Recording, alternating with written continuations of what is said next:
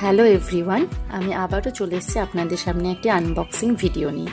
তো এই এয়ার ফ্রায়ারটা আমি আমার রিসেপশনে পেয়েছিলাম। এটা এতদিন মিদনাপুরে ছিল, এবারে আমরা হায়দ্রাবাদ আসার সময় এয়ার ফ্রায়ারটা নিয়ে এসেছি। তো চলুন দেখে নেওয়া যায় এই এয়ার ফ্রায়ারটা আমরা কি করে আনবক্সিং করি।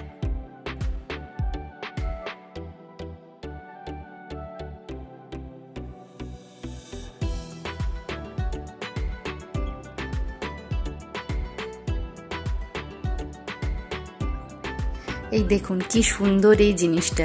এয়ার ফ্রায়ারটা আজকালকার দিনে অনেক কাজের এবং অনেক রকমের খাবার এতে তৈরি করা যায়। আমি অবশ্যই আপনাদের সাথে শেয়ার করব, আমি এই এয়ার ফ্রায়ারে যে রেসিপিগুলো বানাবো অবশ্যই আপনাদের সাথে শেয়ার করব। আর এখনকার দিনের একটা চল হয়েছে যে কেউ গিফট দেওয়ার সময় কেউ নাম লিখে দেয় না যে কে কী গিফটটা দিচ্ছে। তো আমরাও জানি না এই এয়ার ফ্রায়ারটা আমাদের কে বা কারা গিফট করেছে। তো আমাদের ফ্রেন্ড সার্কেলে যদি কেউ এই এয়ার ফ্রায়ারটা গিফট করে থাকো তো অবশ্যই কমেন্টে কিন্তু জানিও যে কে দিয়েছে ওই এয়ার ফ্রায়ারটা, তাহলে খুব খুশি হতাম। আর গিফটটা আমাদের খুবই পছন্দ হয়েছে।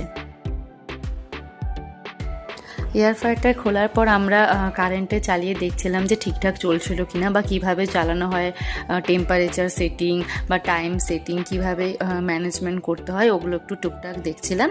তো আজকের ভিডিওটা এই পর্যন্তই, দেখা হচ্ছে নেক্সট কোনো ভিডিওতে। Till then keep watching, thank you.